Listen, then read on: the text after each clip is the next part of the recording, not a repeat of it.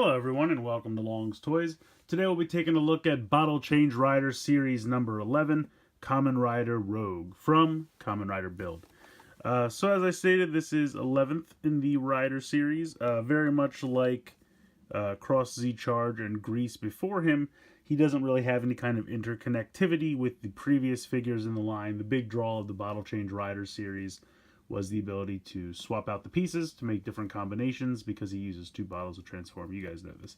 In any case, once they got to these later characters who don't use two bottles to transform, they couldn't really use the same gimmick. So they tried to come up with newer gimmicks and things like that.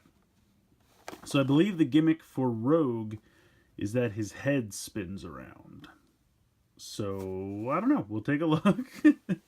Here are some of the other figures in the line. Obviously, these all have the two halves that you can swap out and make many different combinations. And then, as I said previously, here's Cross Z Charge and Grease, who do not have that ability.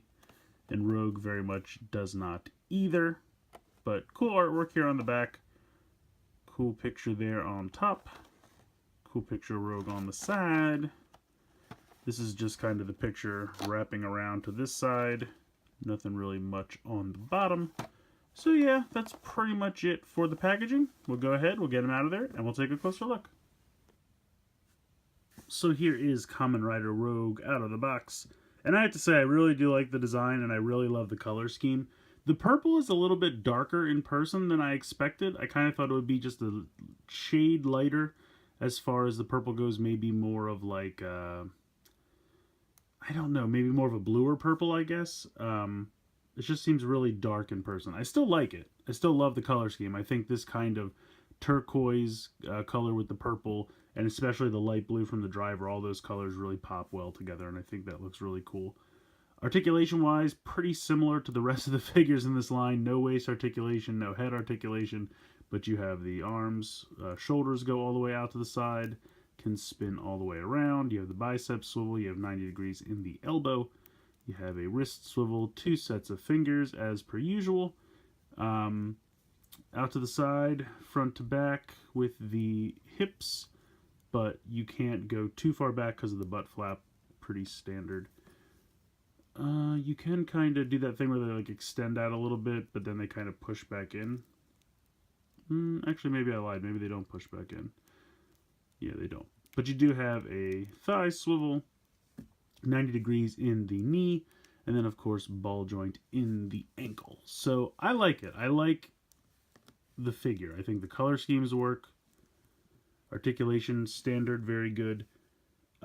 He does come with an accessory. He has his Nebula, Trans-Nebula gun, I think it's called. Nebula steam gun. Molded all in the purple, but nicely molded and detailed, as you can see there. You can pretend to slide super tiny full bottles in there. So that's cool.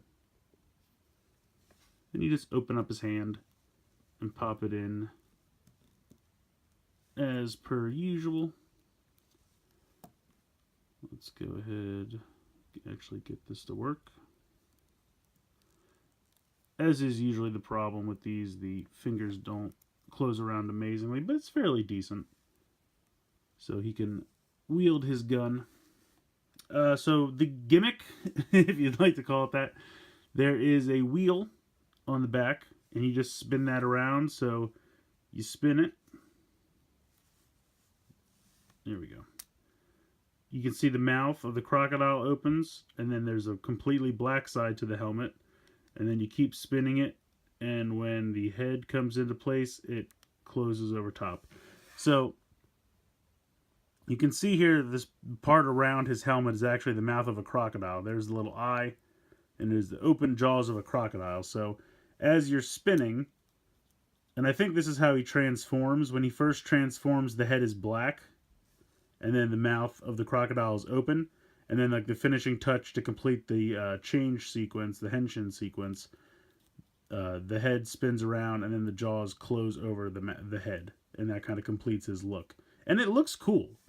It's not the most amazing gimmick, you know what I mean? But it's decent, I guess. Like, I think it's cool when you're at this stage, and you're just finishing the henshin, and you're just like, and then the jaws close. It's not bad. I love the design here on the chest. I think that the paint really nice and precise there. And again, I love this color, bluish green trim. The detail there is nice, very nicely painted, and works well with the purple. I just wish the purple was just a shade lighter. Not a lot, just a tiny bit lighter than it is. Like if you look at the box, doesn't it look like it's just a shade lighter? Just a tiny bit. I still love the color scheme. Just wish that purple was a little bit lighter. But overall, really cool figure. I like him a lot. His gimmick is not amazing, but if you're just looking for a nice rogue figure, and you want something and you're not going to spend all the money of a figure art, plus we don't necessarily know if figure art's coming, probably eventually, but hasn't been announced yet. At least I don't think it's been announced yet. And you're just looking for like a budget version of the character, I think it's a good figure. Nice articulation, comes with an accessory, paint scheme looks good. Like I said, gimmick is kind of meh, but if you're just looking for a fun rogue, Kamen Rider rogue figure, I think this is the one to pick up. So let me know what you guys think in the comments below. I'd like to hear from you. Sound off down below and tell me what you think of this figure. Please like, please subscribe, please share, all that good stuff. And as always, guys, thank you so much for watching.